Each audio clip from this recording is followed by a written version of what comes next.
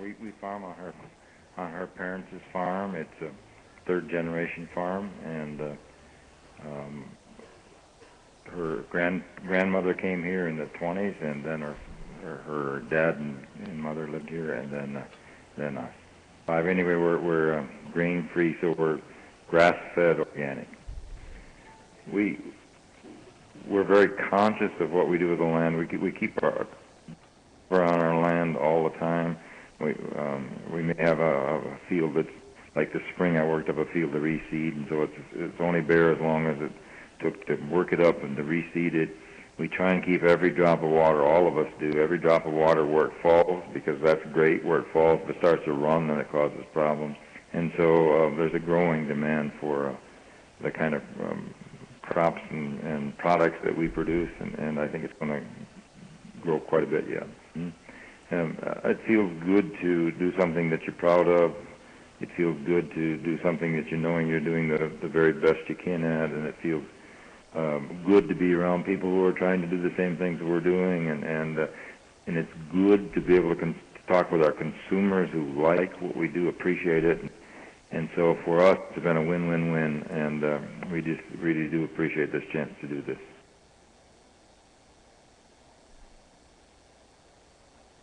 There's general agreement that our rivers, lakes, and streams would be cleaner if we would take steps to keep the water on our land longer, and preventing runoff from carrying pollutants into our waters. There's also general agreement that agriculture plays a huge role in this issue. As governor, what would you do to protect our waters from non-point source pollution and agricultural runoff? Was the question clear? Yes, it was. Okay. Mr. Dayton, you're up. Well, Dan, looking at your farm, I saw something that's all too rare in Minnesota agriculture today, and these are the animals free roaming and free grazing out there rather than being confined into these giant feedlot operations, whether it be dairy or cattle for slaughter or hogs, turkeys, chickens. So many of them now are in these large containment facilities.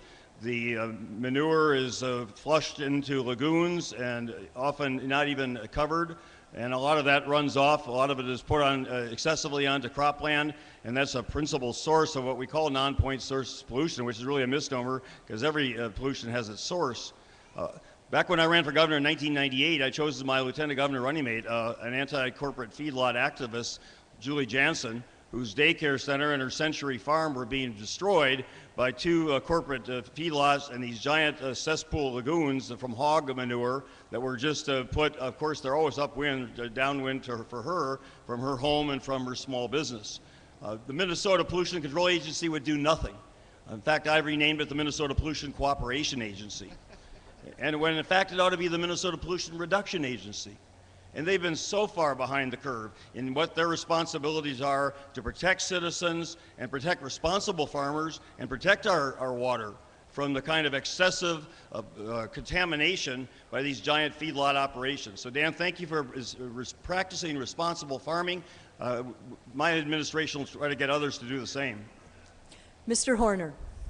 Well, I don't think there are many more natural assets that are important to our heritage and who we are than our lakes and waterways. I have three children. One of the reasons why I decided to run for governor is to make sure that the Minnesota that I grew up in is the same kind of Minnesota that my kids are going to have, and we're losing that, not just through our natural resources, our assets, but through the values that we bring to Minnesota. And I chose to run as an independent because I think that the next 4 years require independent thinking, not just an independence party candidate, but independent thinking, somebody who can lead through innovation, through reform, through creativity. So let me give you 4 answers to the very thoughtful question that Dan French proposed. First is that we need to creatively use easements. I'm a board member of the Minnesota Land Trust. We've worked in a public-private partnership to take a little bit of tax dollar with private landowners and create easements that protect our shoreline and bluffs and those fragile areas. Secondly, we do need some smart state regulation, particularly, as I mentioned in my opening comments, on the heels of the recent Supreme Court decision that undermines the EPA regulation of our navigable waterways.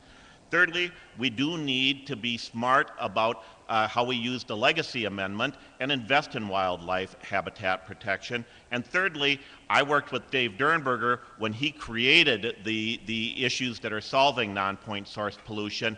We need to return to some of the things he was doing that do make a difference. Mr. Hahn. There are a number of things we need to do to keep our waterways clean. I alluded to some of them earlier. Some of these issues fall on the back of the state. Others are local and county issues. I tend to agree with Mr. Dayton that feedlots are a huge contributor to pollution and to polluting our waters. And I think the further we can get from those, the better we'll be. I like the idea of encouraging, if not strongly suggesting, that farmers have irrigation ditches created to avoid more runoff of sewage and chemicals. I like the idea of easements because, again, I think what we're doing is creating something that sets up a barrier, if you will, between some of the chemicals that can run into the lakes and the rivers and hopefully keep those chemicals out of there.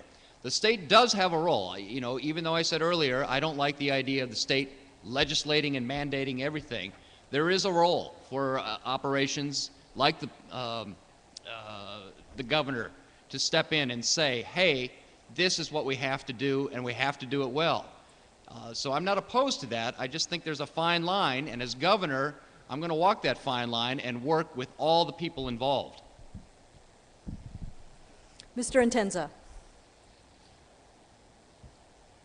Well, I think this is where the rubber meets the road. The personal responsibility doesn't cut it when the person with responsibility next to you is running a big feedlot and drowning you out with sulfuric acid and other smells that are coming across and making it impossible for you to live in your farm, when your town's water supply is polluted. And there's some practical things that we have to do. And this is where we are a community. This isn't about government versus individuals. This is about communities coming together. First of all, we need to shift the way that we produce our energy.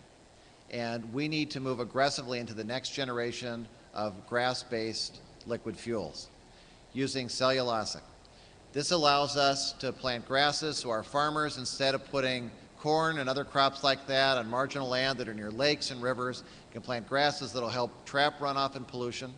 And then we can harvest that grass, and the Nature Conservancy is working on a great project right now where they're harvesting every other year. And the liquid fuels that can be produced from those grasses then help take away resources that we're now sending off to the Middle East, or for carbon-based fuels that are hurting us because it's carbon neutral. Secondly, we need to actually test our waters. The so-called Pollution Control Administration has barely tested any of the waters that we have. And shockingly, huge proportions of the water that we have are polluted. And we need to finish that process. And then we need to right-size agriculture so that we're providing incentives. So instead of larger and larger farms that are farming to the edge of waters, that we're helping to support organic and sustainable farms, more families on the land, less use of pesticides and fertilizers.